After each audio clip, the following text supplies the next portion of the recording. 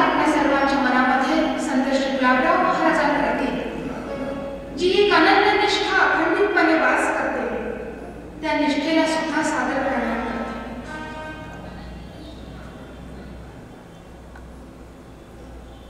गीता जयंतीच्या या अत्यंत पावन पर्वावर गेल्या 3 दशकांपेक्षा अधिक काळापूर्वी संत श्री गुलाबराव महाराज मध्यधाम येथे ज्ञानयज्ञाचं सातत्यानं आयोजन होत असते. यामध्ये भगवंताच्या अनेक कथा असतील, अनेक ज्ञानसत्र असतील. आज हा गीता जयंतीचा अत्यंत मोठं पावन पर्व आजच्या दिवशी आहे, ज्या दिवशी प्रत्यक्ष भगवान श्रीकृष्णांनी कुरुक्षेत्रामध्ये महात्मा अर्जुनांना ही भगवद्गीता सांगितली.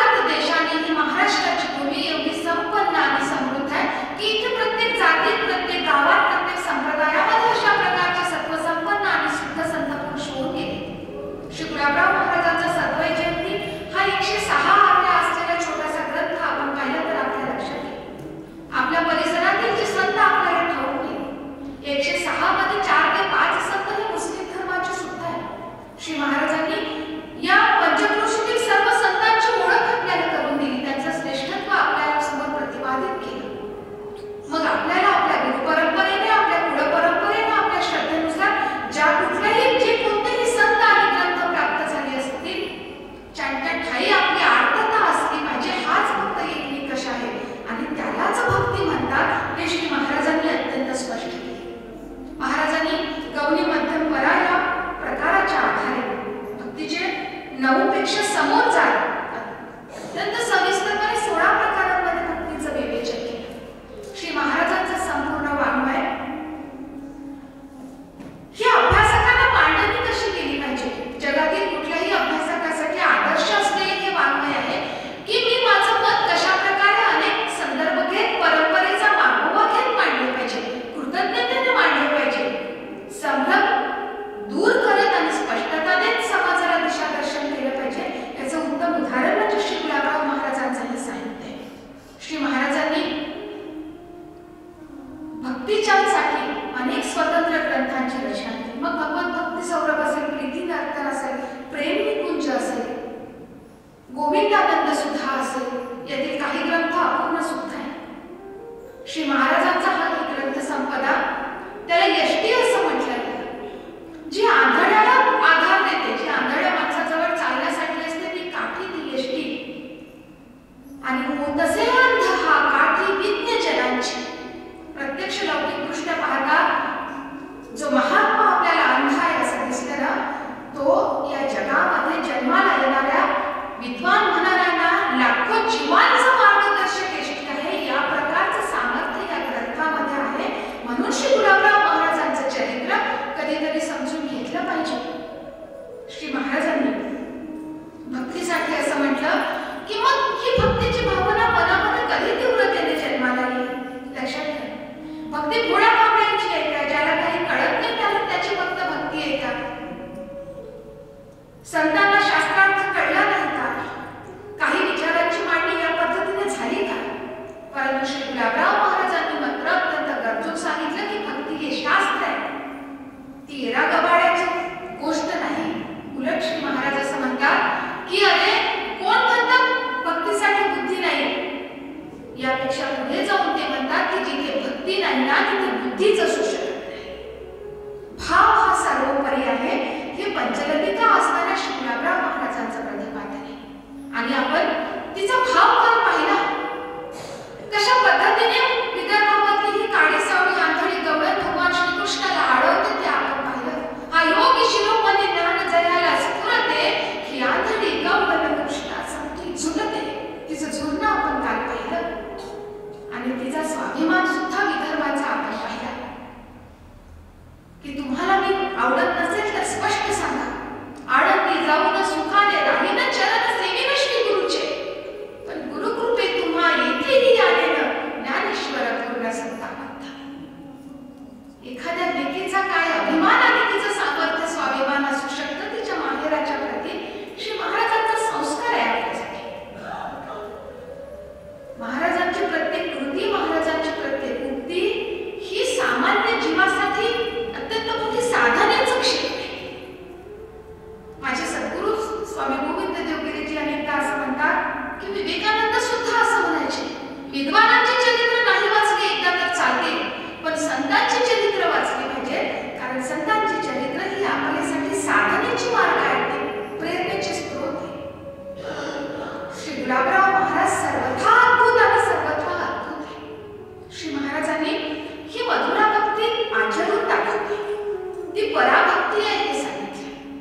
मी माझ्या नोकरांसोबत कसं वागावं, मी माझ्या मुलासोबत कसं वागावं, मी माझ्या आईवडिलांसोबत कसं वागावं, मी माझ्या पती किंवा पत्नीसोबत कसं वागावं, ही सर्वच जी नाती असते ही पती-पत्नी नात्यामध्ये एकत्रित येतात. त्याच्यामध्ये लालनपण आहे, त्याच्यामध्ये दास्य आहे, त्याच्यामध्ये वात्सल्य आहे, त्याच्यामध्ये सख्यभाव आहे. या सर्वांची पूर्तता ज्या नात्यामध्ये होते ते पती-पत्नीचे नातं आहे.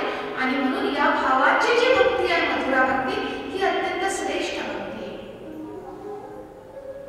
महाराजांनी ही भक्ती नवीन सांगितली का मुळीच नाही. ज्ञानोबारायांपासून तुकोबारायांपर्यंत सर्वच संतांनी विरहिणी गवळणी लिहिल्या. आपण काल सगळं पाहून आलो. आणि श्री महाराजांनी याच्यामधील प्रक्रिया सांगा, त्याला शास्त्रीय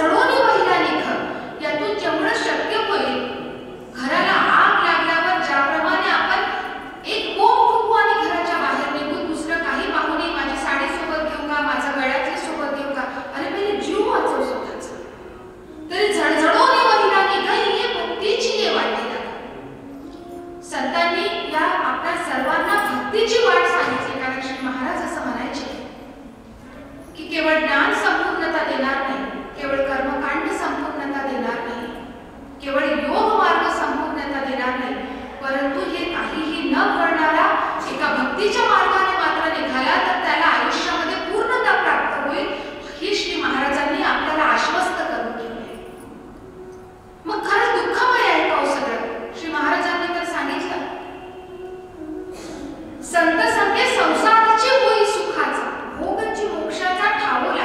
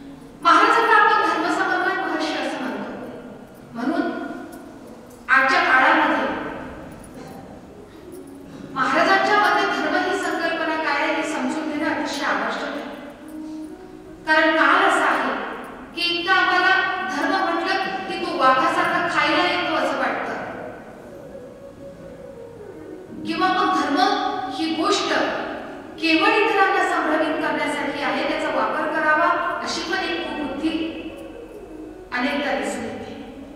श्री महाराज असं म्हणायचे की मला सर्वथा प्रतिकूल परिस्थिती आहे. आपण काल अत्यंत सविस्तर पाहिलं, पण तरी सुद्धा या सृष्टीमध्ये शूद्र वर्णामध्ये धर्माचा अत्यंत निर्विकार पद्धतीने विचार करणारा मी केवळ एकमेव आहे. ही श्री महाराजांचा आत्मविश्वास होता. महाराजांचा आत्मविश्वास अनाठाई नाही. हा भक्तीच्या स्थापनेसाठी अवतरित झालेला महात्मा आहे. महाराज स्वमत निर्णयामध्ये असं म्हणतात, खरं तर 7 दिवसांमध्ये हिमनगाचं वरचं टोक दिसावं, तेही पुसटस दिसावं असं होतं. श्री महाराजांचा एक ग्रंथ हा अनेक महिने ज्यावर चर्चा चालावी अशा प्रकारचे हे वाङ्मय आहे. श्री महाराज असं म्हणायचे, सत्ववृद्धी भवे दीन अन्य गुण द्वय घातिने सही धर्मगुण चालण्यास ती स्वमत. ज्या ठिकाणी माणसामध्ये तमोगुण निघून जाते, कोणते तमोगुण आहे? आपण सर्वांनी आज गीतेचं पारायण केलं, भगवंतांनी सांगून ठेवलं. आसुरी संपत्ती आणि दैवी संपत्तीचा 16वा अध्याय आपण वाचला.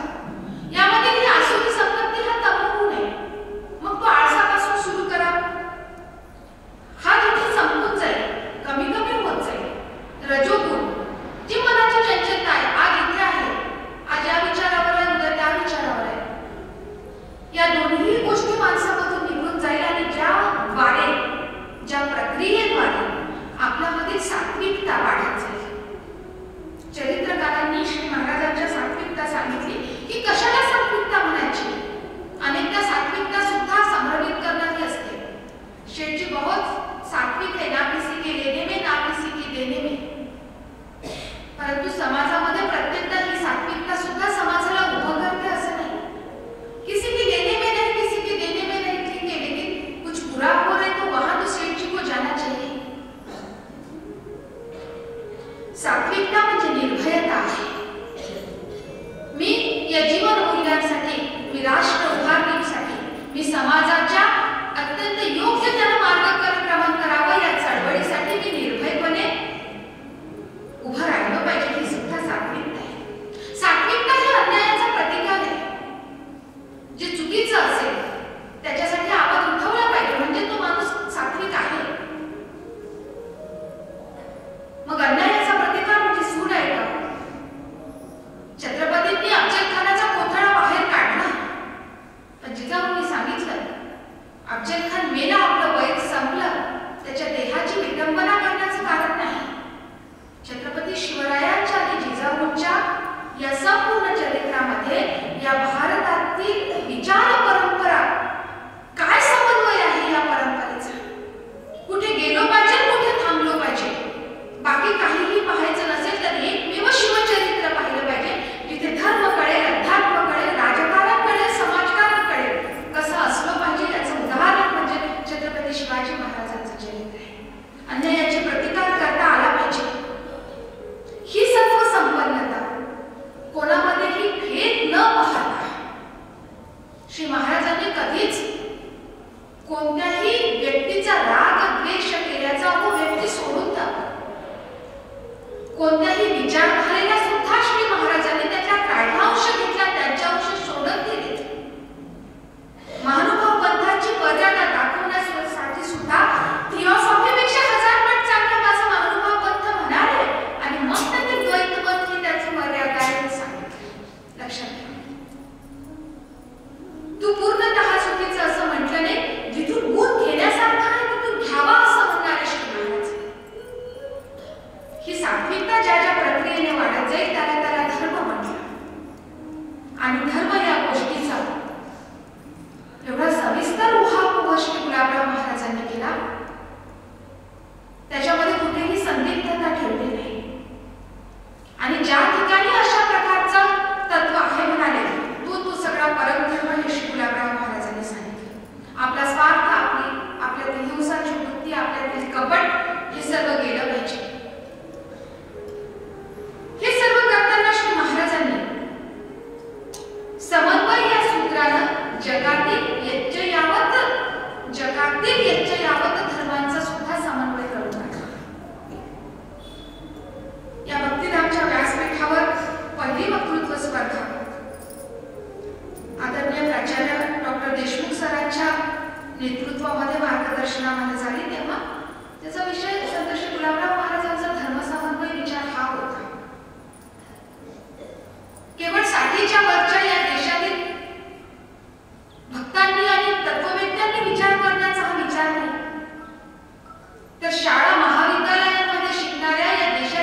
युवा पिढीनं धर्म आणि समन्वय या दोन गोष्टी समजून घेतल्या पाहिजे, ही आज काळाची गरज आहे.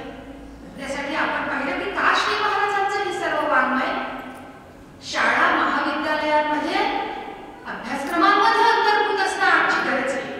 श्री महाराजांनी सांगितलं की तुम्ही पाहाल जगामध्ये कुठलाही धर्म पहा, हिंदू, इस्लाम, ख्रिश्चन, जैन, बौद्ध, कुठलाही धर्म आपण पाहाल त्याचं मूळ हे सत्वबुद्धी आहे.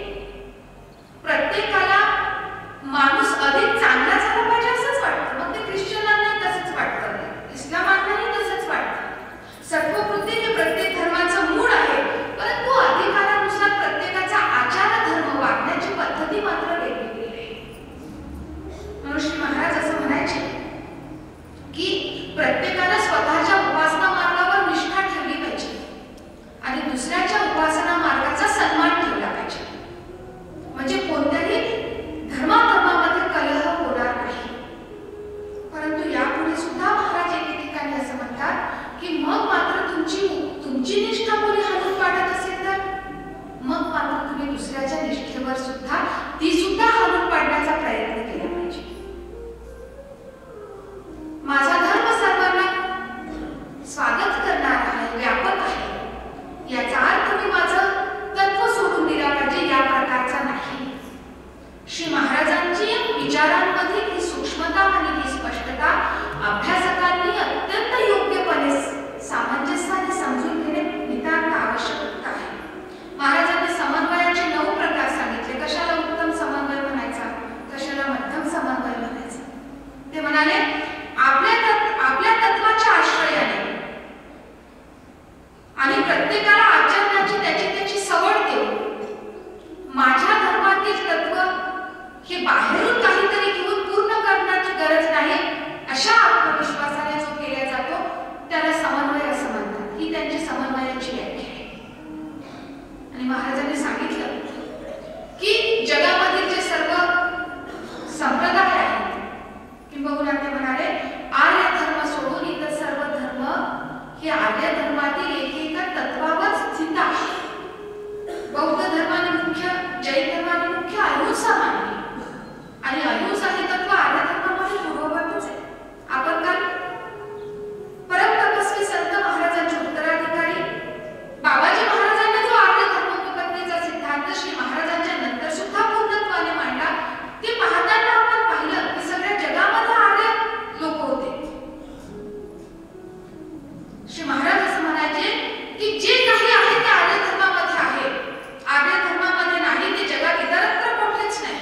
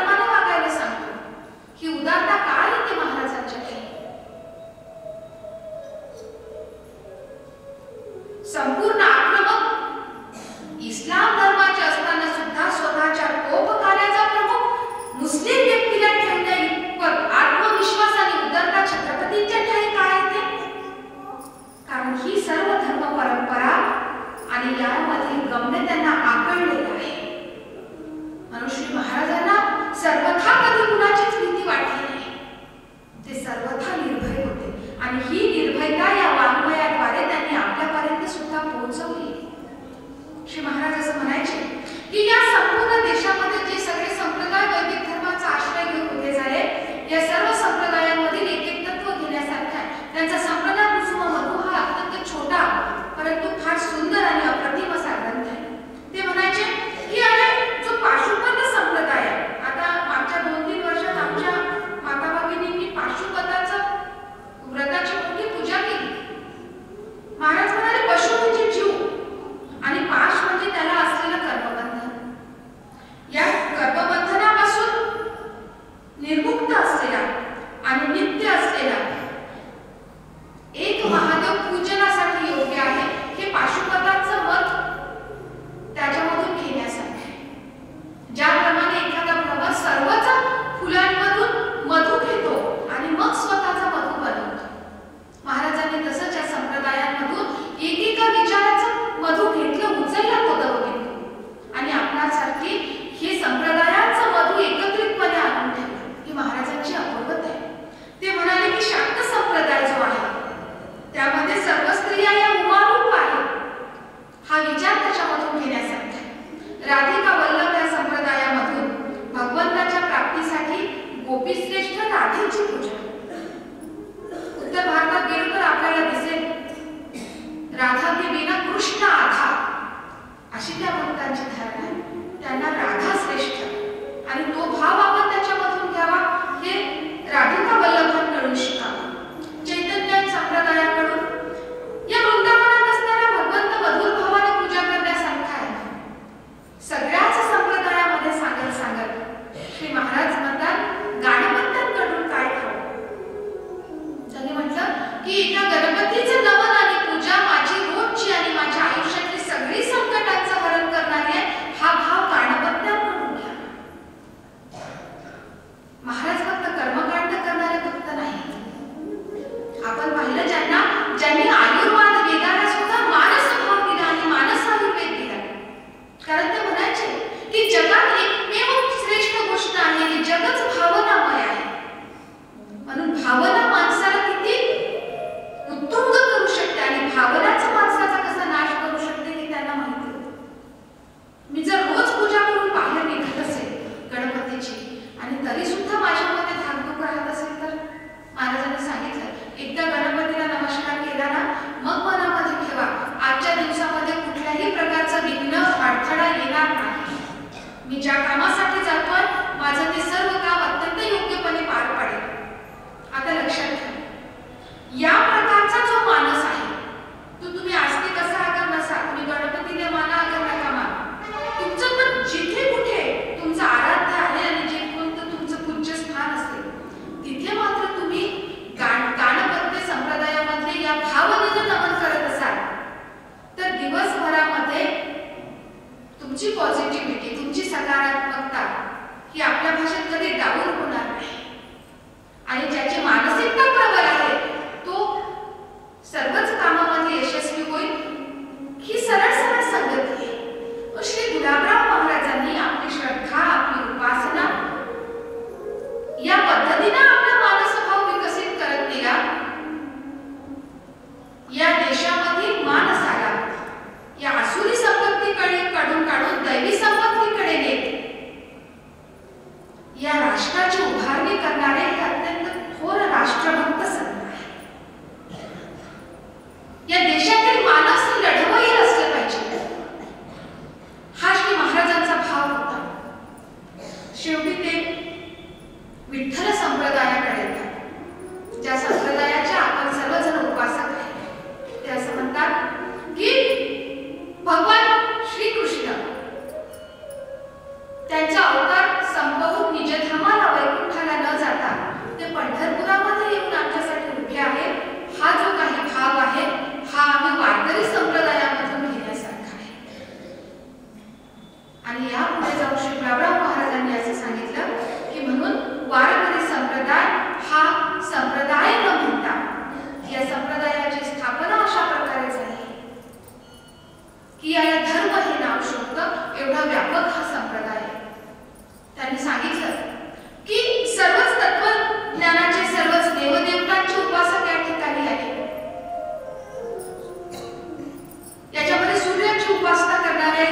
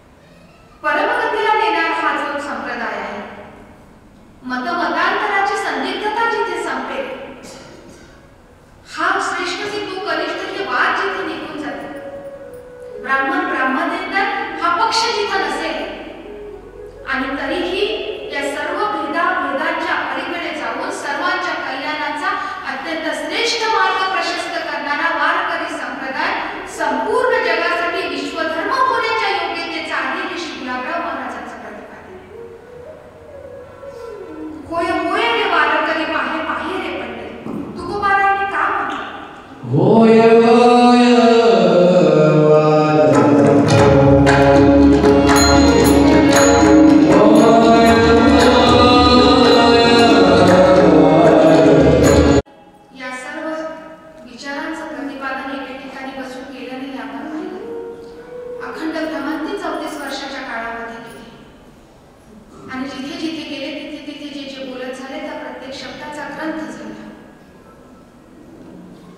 चितगावला गेले असताना कात्यायनीसाठी मध्य प्रदेशमध्ये येणारं चितगाव, त्या ठिकाणी एक शाळा आहे.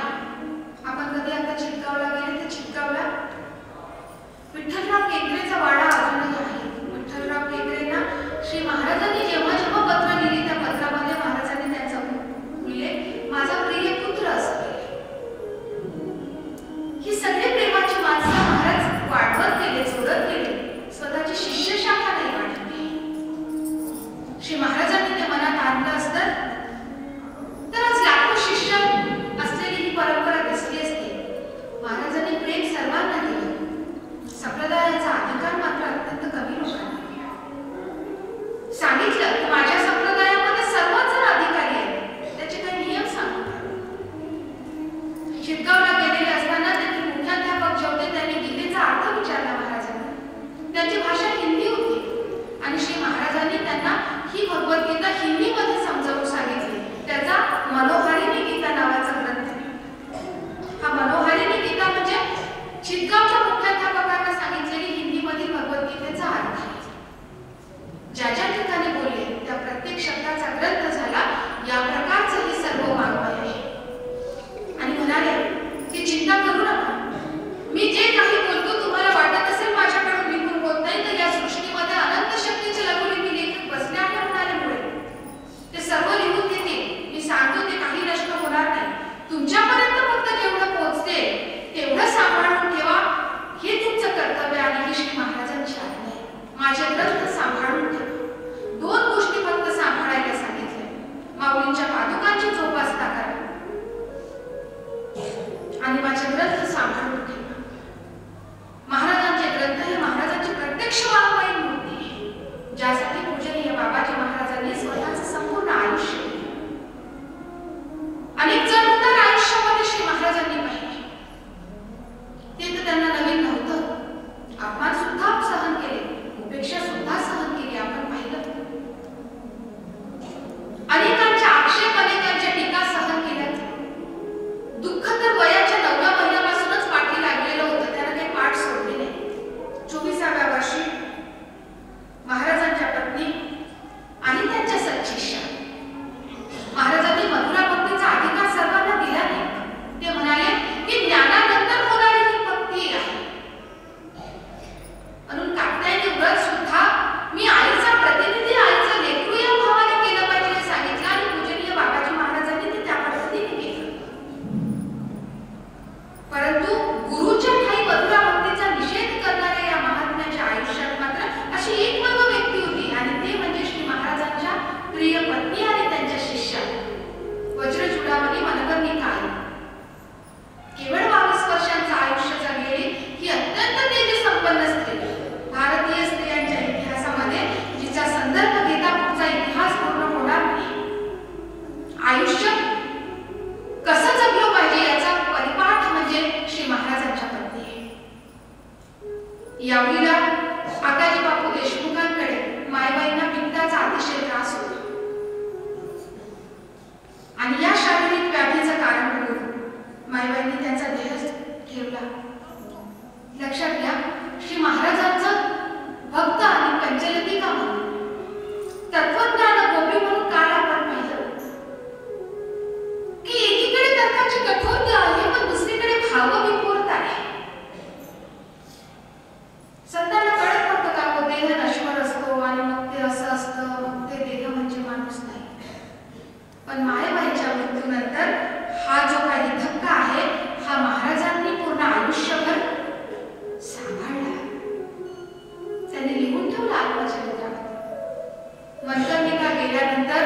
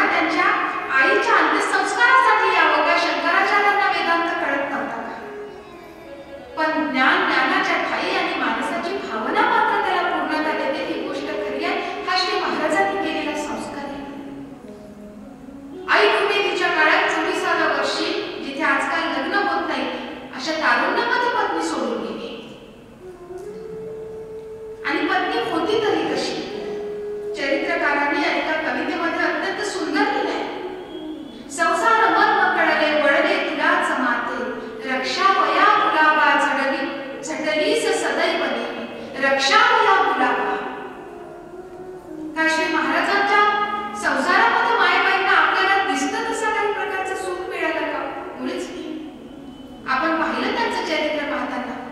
डोक्याला लावायला तेल नव्हतं, अंगावरच्या लुगड्याला थिगड लावण्याची काळ होता.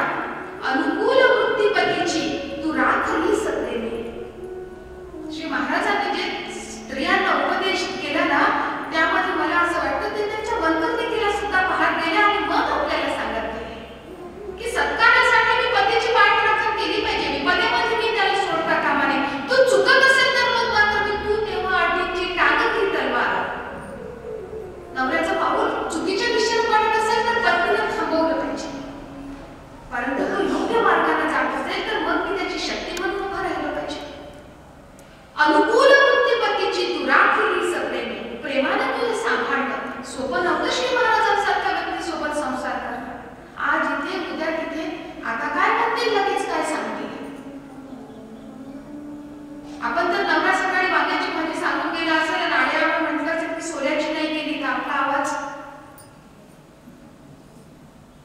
शोभा आहे काय, दाणे काढायला लागत काय, तुम्हाला काय वाटते, वेळेवर होते काय.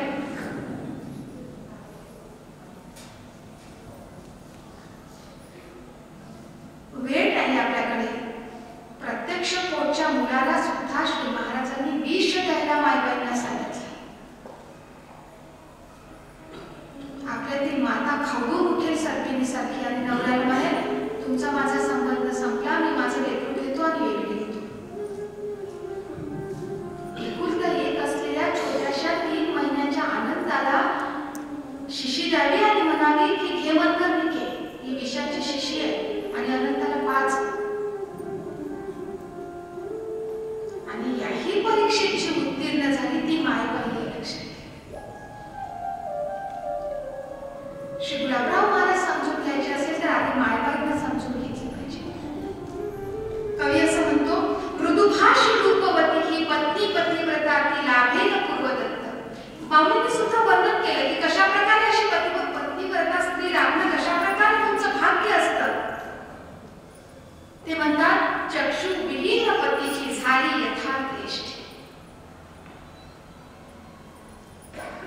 या संपूर्ण आयुष्यामध्ये महाराज बोलले नाहीत, पण श्री महाराजांना अंतरीजीचा कायम आधार होता.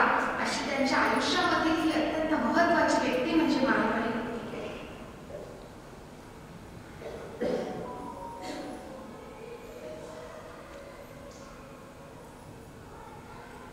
भावान पुत्र मोह तिथली म्हणून शिक्षा उत्तीर्ण जा हरी तू ती वृत्तीची परीक्षा. तू तुझ्या सगळ्या वृत्तीच्या परीक्षांमध्ये पास झाली. तू ज्ञानेश्वरी कंठस्थ केली, तू व्याकरणाचा अभ्यास केला. एवढंच नाही, कात्यायनी व्रत 33-33 दिवस चालायचं महाराजांचं. पहाटे 3 वाजतापासून लोकांचं जागर चालवायचं. कडाक्याची थंडी असायची, पूर्णेच्या काठावर परत असायची.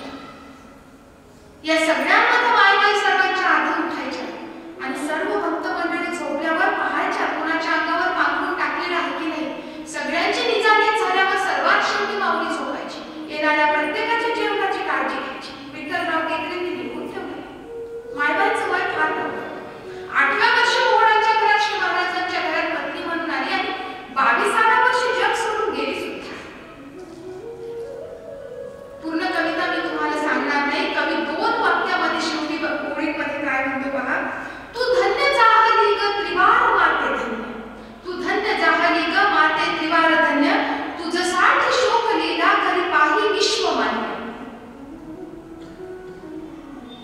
तू गेल्यानंतर सुद्धा ज्या व्यक्तीने आयुष्यभर शोक केला आणि सांगितलं मनकरने की तू पुढे जा, मी 10 वर्षांनी तुझ्या मागे येतो, बिलकुल 10 वर्षांनी महाराज मायबाईंना भेटायला गेले. तुझ्यासाठी शोक करणारा नवरा हा सामान्य नवरा नव्हता. तुझ्यासाठी शोक लीला करी पाही विश्वमान्य.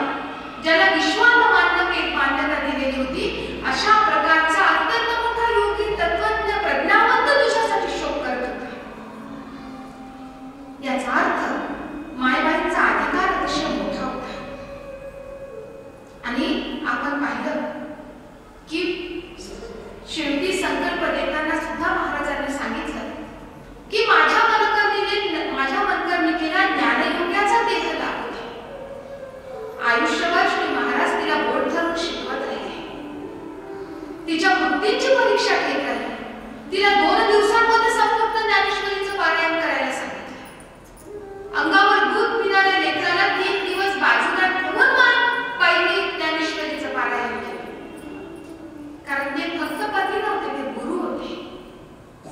आणि माझ्या आयुष्यामध्ये आलेली पत्नी म्हणून आलेली स्त्री असो,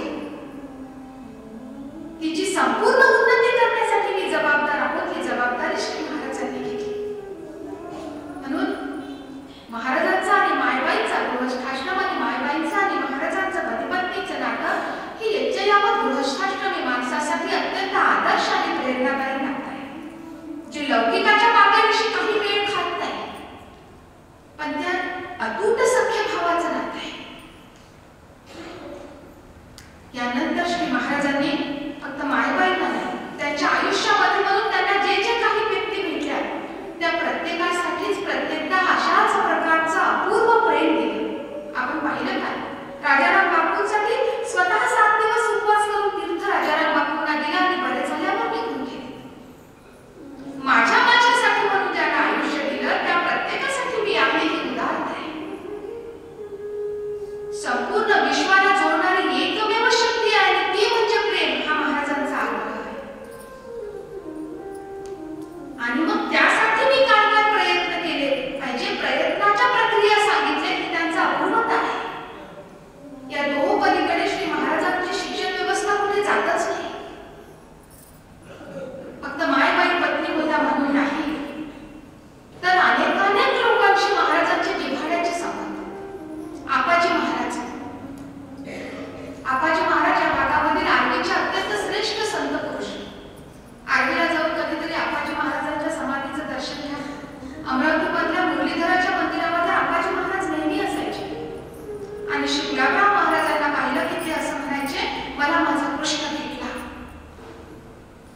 हे कोणीही उठावं, राधेचा वेश घ्यावा, टिपऱ्या खेळाव्या आणि पुन्हा काही कृष्ण म्हणावा, अशा प्रकारची व्यक्ती नाही आप्पाजी महाराज.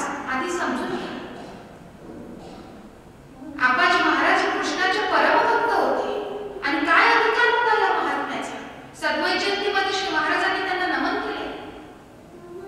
आप्पाजी महाराजांचं चरित्र उपलब्ध आहे, कधी वेळ भेटला तर वाचा. आप्पाजी महाराज एकदा वृंदावनला गेले आणि मंदिरामध्ये राधा, विशाखा आणि ललिताच्या गोपीच्या ज्या मूर्ती आहेत त्याच्या बाहेर मंदिराच्या सभागृहामध्ये समोर झोपलेले होते. त्यांनी पाहिलं की राधेचा जो पुजारी होता याला राधेचा साक्षात्कार होता, त्याच्यावर कृपा होती राधेची. आणि रात्री भगवती राधा पुजाऱ्यासोबत बोलत होती. ती त्याला समजावून सांगत होती की देखो मैं जो हूं ना सो ही विशाखा और ललिता है, हमें कभी भेद नहीं करना. अशा प्रकारे भगवती राधा जिच्या प्रेमासाठी प्रत्यक्ष भगवंत व्यापूळ असतात, ती भगवती राधा त्या पुजाऱ्यासोबत बोलत होती आणि ते बोलणं आप्पाजी महाराज ऐकत होते. आता तुम्हाला लिंक आली असेल. काय कारण होतं त्याला? कारण हा पुजारी भगवती राधेचा होता. विशाखा आणि ललिता या गोपींचा पुजारी दुसरे होते. ते पुजारी त्या दिवशी आले नाही आणि मग याच पुजाऱ्याला तिघींचाही शृंगार करण्याची वेळ आली. मग एकीची साडी घालणं कठीण, तिघींच्या साड्या घालायच्या. विशाखाची साडी काही केल्या जमत नव्हती आणि पुजारी कंटाळले. शेवटी पुजाऱ्यांनी विशाखाचा कालगुच्चा घेतला. म्हणाले, मैं तुम्हारा पुजारी नहीं हूं, मुझे काहे को सताती हो. आणि हे राधेनं पाहिलं. पाहते का हो राधा? हो पाहते. महाराजांनी सांगितले, एकतर स्वतःला माझं म्हणू नका आणि माझं म्हणवत असाल तर किमान माझ्या ग्रंथांच्या बाहेर जाऊ नका. राधेनं रात्री पुजाऱ्याला सांगितलं, पहा जी विशाखा आहे तीच मी आहे, माझ्यात आणि तिच्यामध्ये हा भेद करू नको.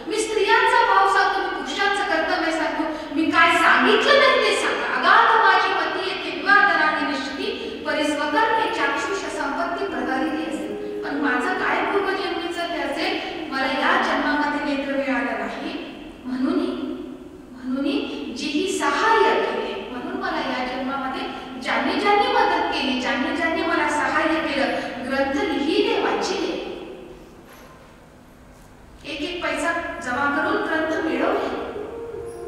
प्रत्येकाजवळ जाऊन विनंती केली, काका वाचून दाखवा, काका वाचून दाखवा.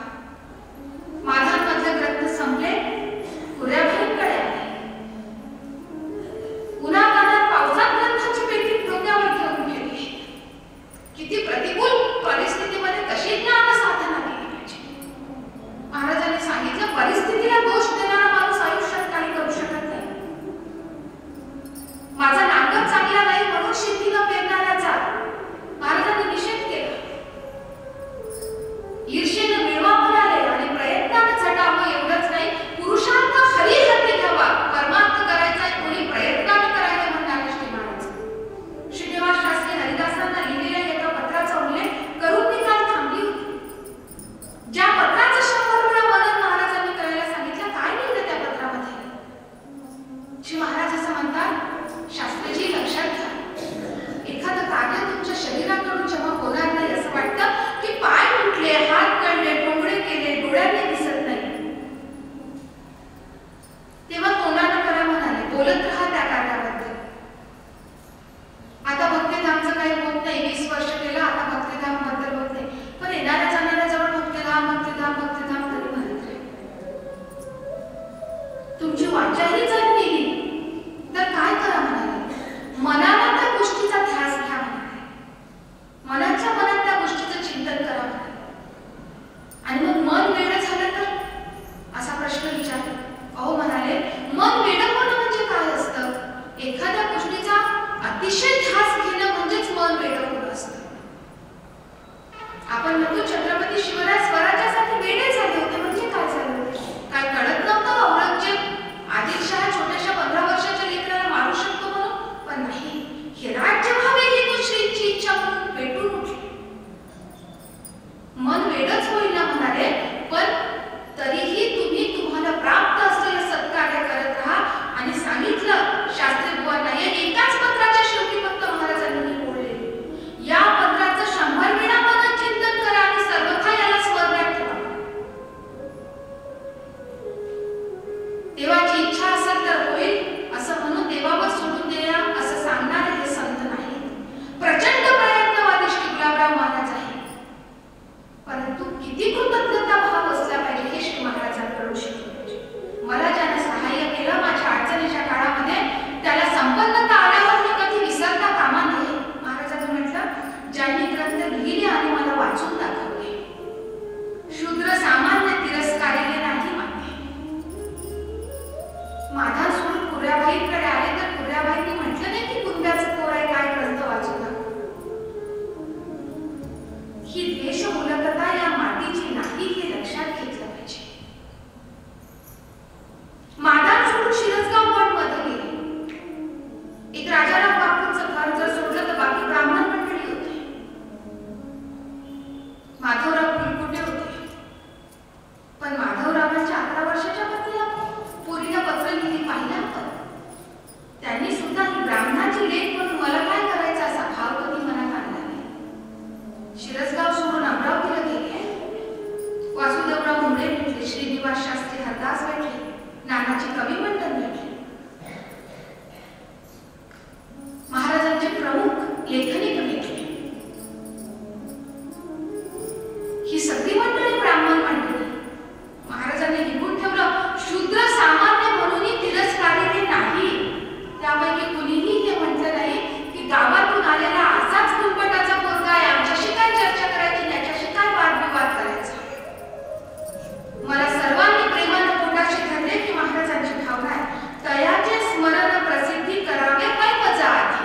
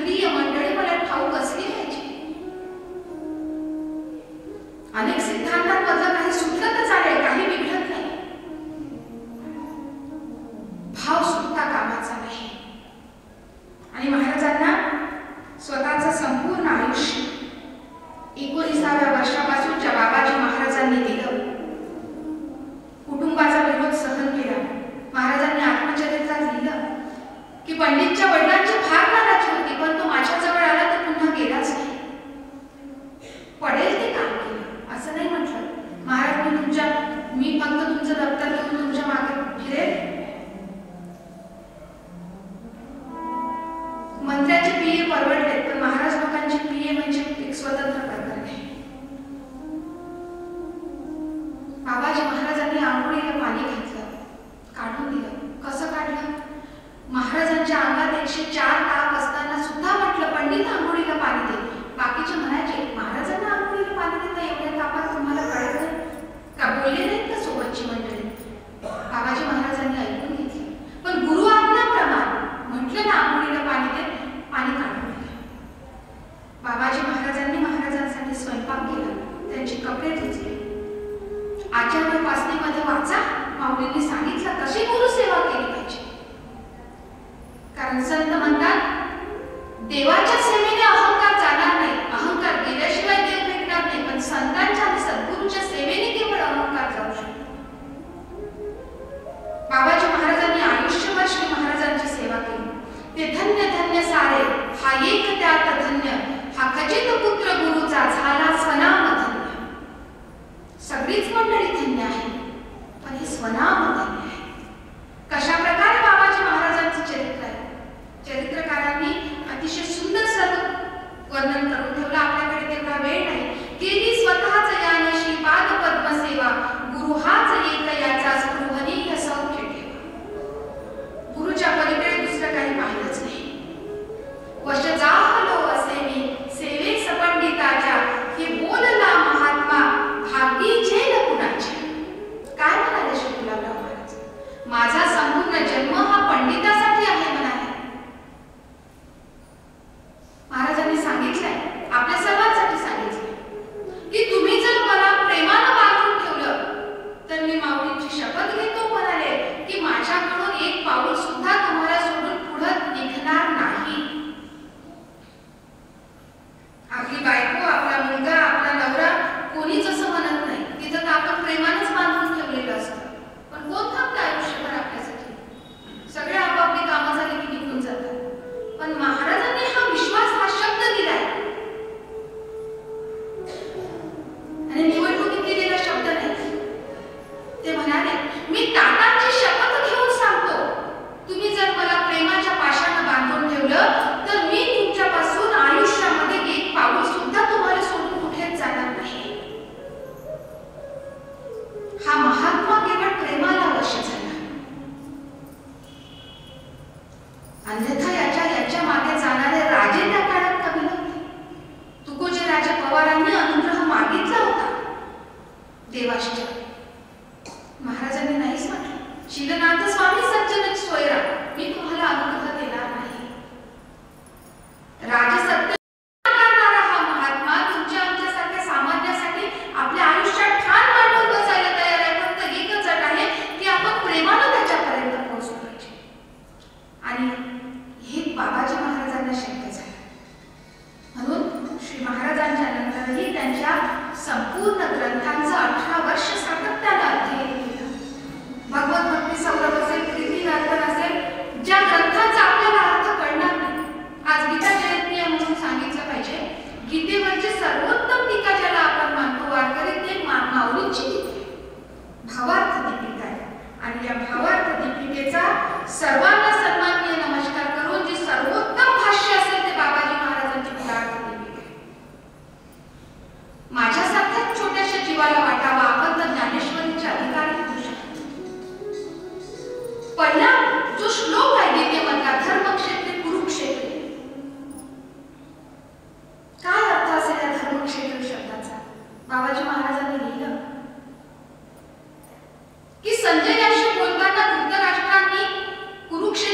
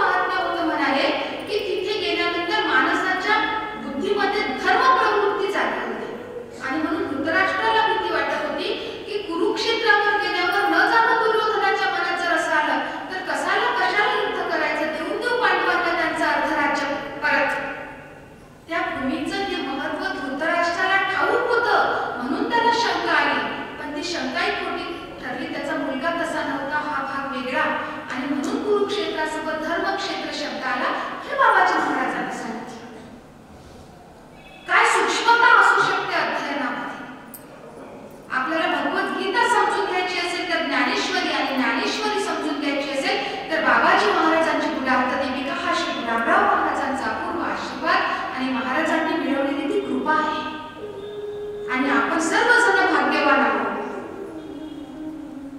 की विना सायास आपल्यापर्यंत ते सर्वजण आले.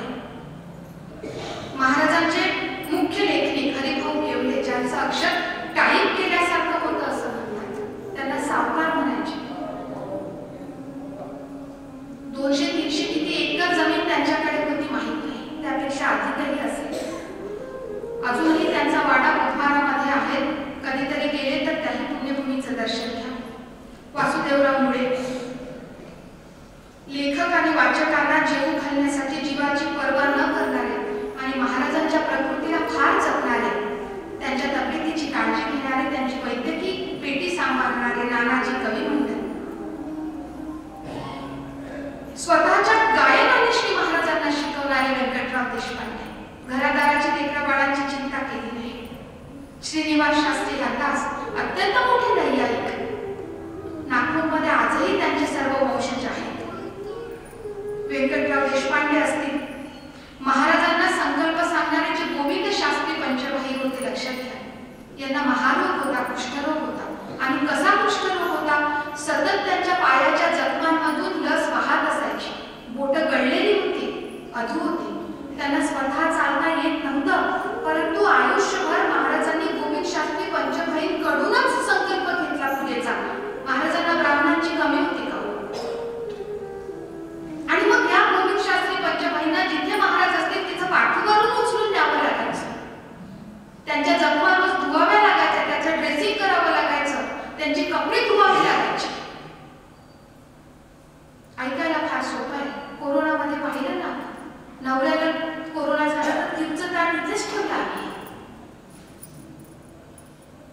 या गोविंद शास्त्री पंचभाईंना सतत स्वतःच्या पाठीवरून न्यायची, त्यांचे कपडे धुवायचे, त्यांचं सोहळं काढून पूजा सांगण्याकरता नेहमी कात्यायनीच्या वाळवंटामध्ये त्यांना नेणारे गंगाधर पंत मुळे.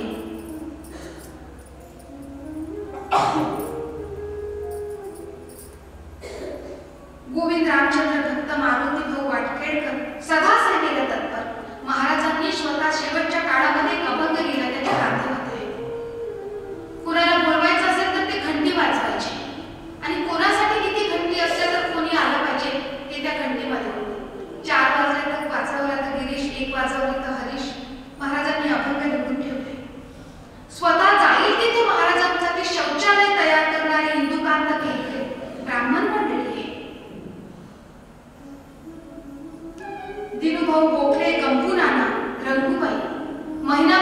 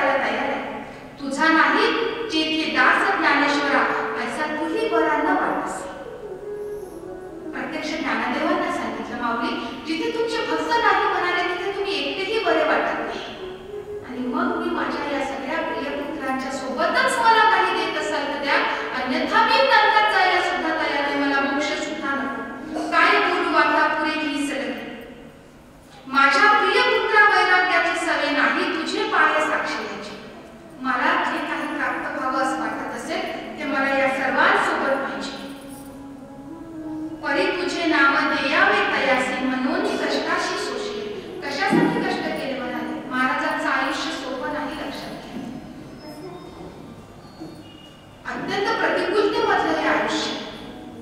मी पहिल्या, दुसऱ्या, तिसऱ्या दिवशी सांगितलं बऱ्याचदा. महाराज म्हटले की सगळं दैवी वाटायला लागलं. छत्रपतींची भवानी तलवार भवानी मातेची आहे म्हटलं की त्यांचा संघर्ष डोळ्याआड व्हायला लागला. श्री गुलाबराव महाराजांचं संपूर्ण आयुष्य हे संघर्ष आहे, प्रतिकूलता आहे, अपरिमित दुःख आहे. आणि तरीही दुःखावर पाय देऊन उभं राहणारं हे आयुष्य. महाराजांनी म्हटलं मी इतके कष्ट कशासाठी केले. मी 24 तासामधली 21 तास ज्ञानचर्चा करत राहील, पायाला भिंगरी लागल्यानं मी फिरत राहील. कशासाठी?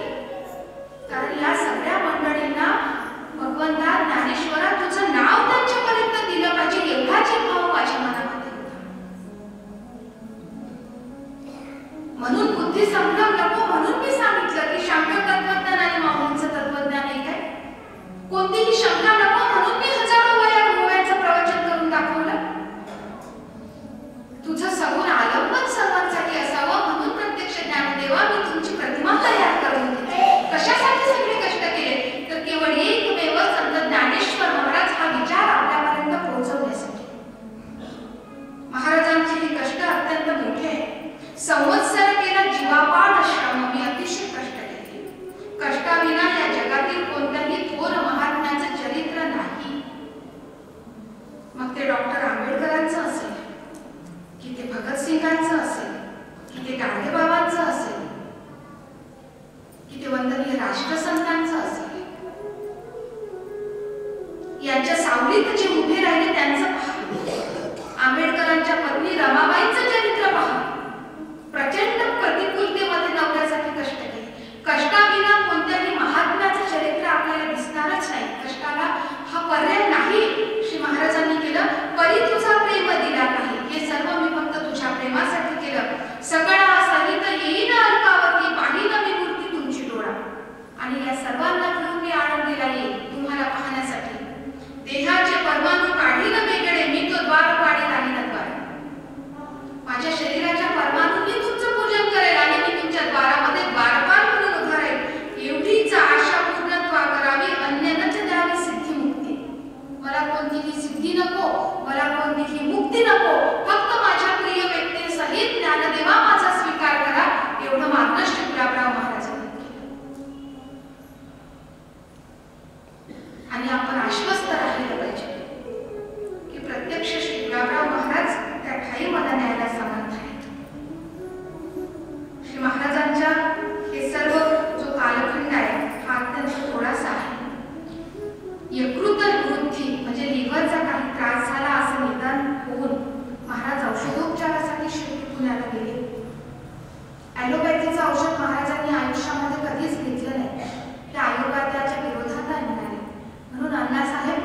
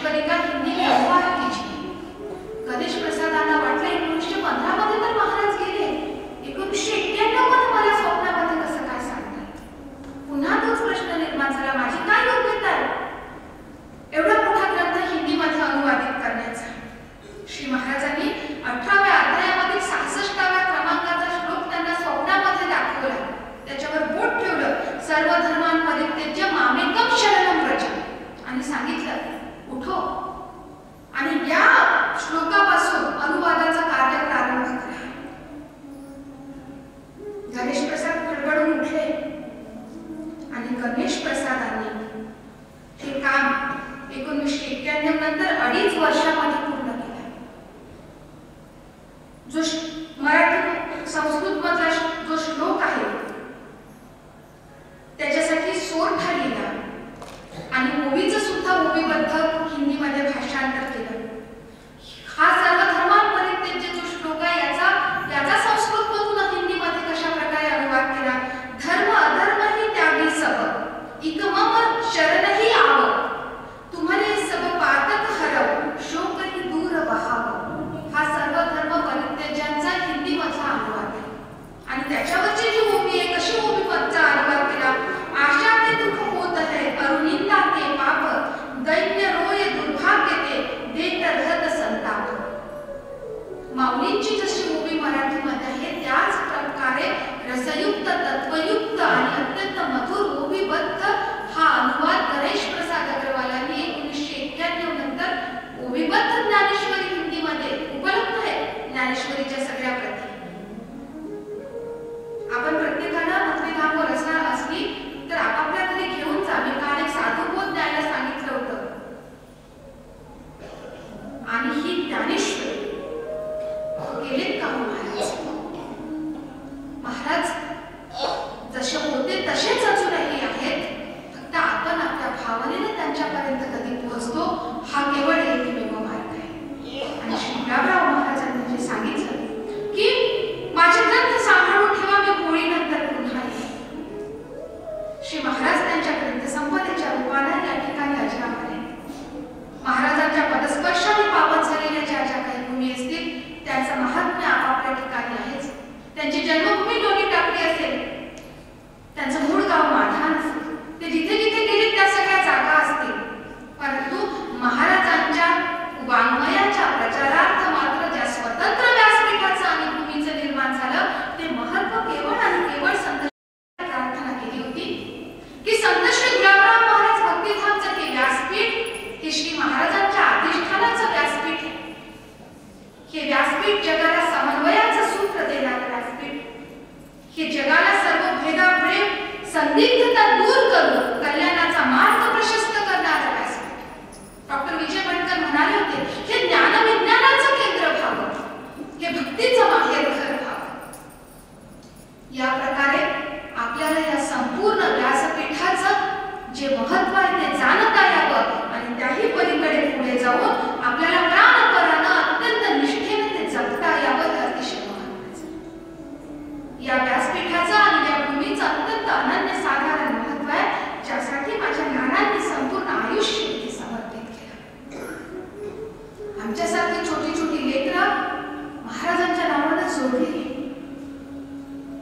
श्री महाराजांच्या नावाचं अमृत या भक्तिधामच्या व्यासपीठानं आणि नानांच्या पुण्याईनं आम्हाला लाभलं. म्हणून श्री गुलाबराव महाराज हे नाव ज्यांना आपल्या ओठातून उच्चारलं, महाराजांनी सांगितलं पाहू नये तेव्हा होय देव भीती पहायच्या गोष्टी निराळ्याची पहावे किती कनिमाने विषय. श्री गुलाबराव महाराज जर मी म्हणत असेल तर मी पाहिलं पाहिजे. मी स्वतः किती व्यापक, मी स्वतः किती प्रसन्न, मी किती स्वतः पूर्ण आणि मी किती प्रेमपात्र व्हावं. संत श्री गुलाबराव महाराज भक्तिधामला प्रवाहाच्या विरोधात जाण्याची गरज पडली तरीही जावं. संपूर्ण प्रवाहासाठी गंगोत्री म्हणून उभं राहण्याचं काम पडलं तरीही राहावं. परंतु श्री गुलाबराव महाराजांच्या कुठल्याही वाङ्मयातील एकाही शब्दाला बाधा येईल, श्री महाराजांच्या तत्वावर संभ्रम निर्माण होईल या प्रकारचं कोणतंही काम आपल्याकडून कदापि होऊ नये हे श्री महाराजांच्या चरणी आपल्या सर्वांच्या वतीने प्रार्थना. कारण संपूर्ण जग भारताकडे आशेनं पाहतोय, संपूर्ण विश्वात संभ्रम आहे. महाराज म्हणायचे मी ठामपणे सांगतो सर्व जग या सुधारणेला कंटाळी म्हणाले. सगळीकडे जेव्हा विमानं उडतील तेव्हा लोक भयभीत होतील म्हणाले आणि मग सगळ्या सुधारणाचा सगळ्या जगाला जेव्हा कंटाळा येईल तेव्हा संपूर्ण विश्व या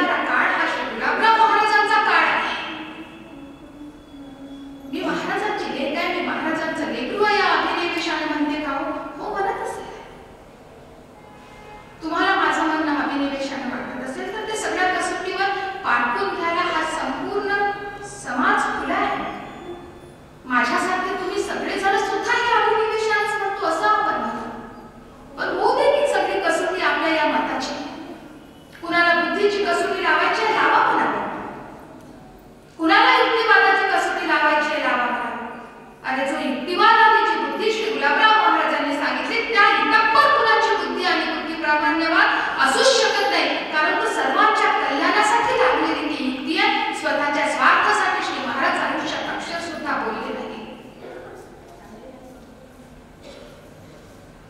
देव 10 हाताने देतो हे खरं आहे, पण माझी घेण्याची पात्रता किती आहे हे सुद्धा महत्त्वाचं आहे. आणि श्री गुलाबराव महाराज भक्तिधामच्या या व्यासपीठाकडून नानांनी दिलेल्या या वारशाकडून आमचा हक्क येतो. महाराजांच्या अभंग गायनाची स्पर्धा झाली पाहिजे, येऊ दे सगळे गायक, म्हणू देत आमचा हा अभंग सर्वांच्या कंठी सर्वांच्या मुखी होऊ दे, समजू दे की अभंग गाता वेदांताचं सार आहे. महाराजांच्या साहित्यावर वक्तृत्व स्पर्धा झाल्या पाहिजे, जाऊ दे हे अभंग. हे अक्षर वामने जगेल जिंकुनी काळा, होईल जगद्गुरु ज्ञानेशांची बाळा. ती तो होणारच आहे, पण त्या पलीकडे माझे सद्गुरू सांगतात, जे विभाग्यवान जे भजले या श्री चरणा, ज्ञानेश्वर त्यावरी अपार करतील करुणा. हे भगवान ज्ञानदेवांची करुणा पाहिजे असेल. काल आपण ऐकलं इथं कल्पापर्यंत या भूमीवर कोणी असेल, तुकोबाराय तर वैकुंठात आहे. तुकोबारायांनी सांगितलं की कल्पापर्यंत भूमीवर कोणी असेल तर ज्ञानेश्वर महाराज आमच्यासाठी बसले, आणि त्यांची कृपा होण्यासाठीचं सगळं मार्ग ज्या सद्गुरूंनी दिला ती माझी सद्गुरू माऊली श्री गुलाबराव महाराज.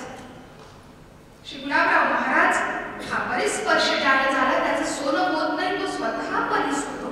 कारण महाराजांना गुरूंसाठी परिसाची उपमाच मान्य नव्हती. ते म्हणायची परिस कोथळ आहे, सोनच करतो म्हणाले फक्त लोखंडाचं, पण परिसच अजून कुठं देतो. अशा माऊलींनी मात्र प्रत्येकाच्या आयुष्याचा परिस केला. हे श्री गुलाबराव महाराजांचं महात्म्य आहे, मला कधीतरी कळू देत. श्री गुलाबराव महाराजांचं वाङ्मय ज्याच्यापर्यंत पोहोचलं तो अत्यंत भाग्यवान जीव आहे. आणि माझ्या पुढच्या पिढ्यांना मी काहीतरी द्यायचं असेल तर सोनं नाणं पैसा आडकाशी सगळेच देतात. मी महाराजांचा एक तरी ग्रंथ माझ्या पुढच्या पिढीसाठी माझ्या घरात ठेवून जायला पाहिजे, तर मी खऱ्या अर्थानं गृहस्थ प्रमुख म्हणून माझी भूमिका निभावली हा त्याचा अर्थ आहे. कारण हे वाङ्मय पिढ्याचं हजारो पिढ्यांचं सन्मार्गदर्शन करणारं वाङ्मय आहे.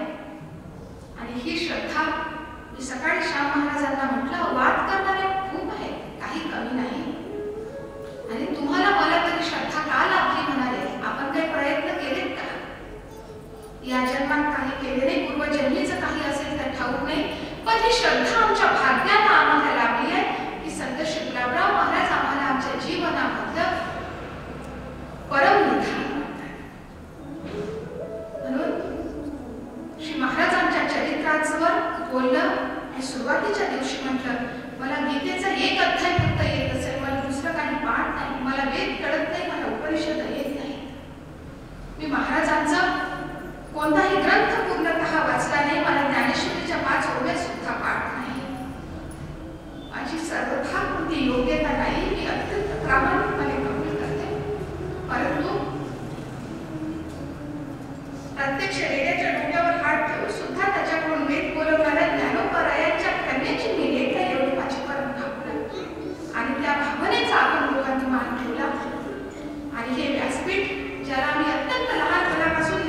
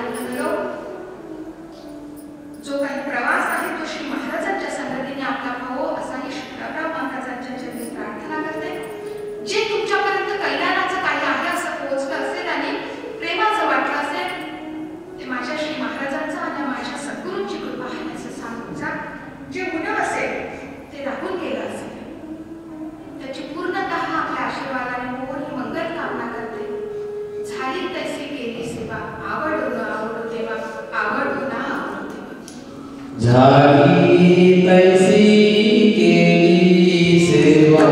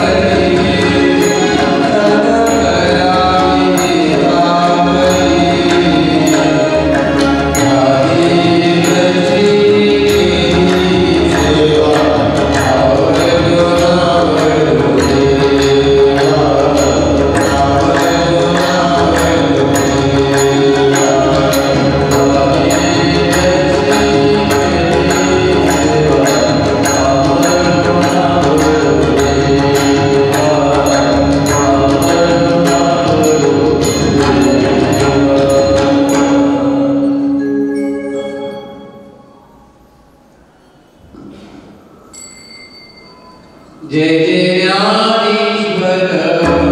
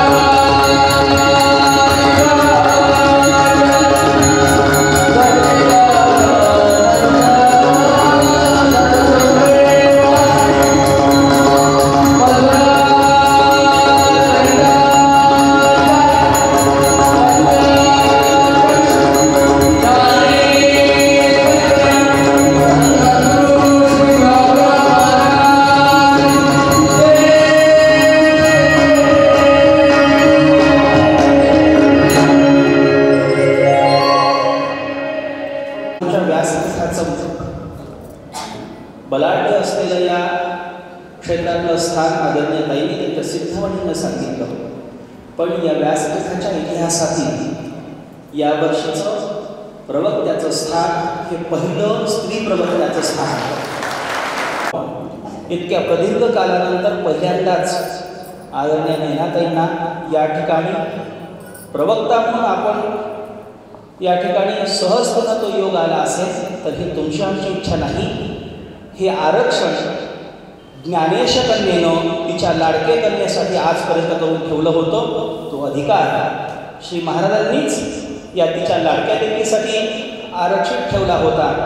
या मनोभावनेनं आपण ज्ञानेश कन्येचा हा प्रसाद लाडक्या लेकीची ही ओटी आपण या ठिकाणी समर्पित करताना आपण सर्वजण आदरणीय ताईंच्या आयु आरोग्य ऐश्वर्य यशस्वी कीर्ती औदार्य हे अखंडवादीत राहून श्री माऊली महाराज श्री गोपाळकृष्णांचं दर्शन तुम्हा समेत आम्हा सगळ्यांना हो अशी प्रार्थना करून आपण या ठिकाणी समापनाकडे वळू, आरती करू आणि त्याच्यानंतर पुढील शोभायात्रेला मार्गक्रमण करू.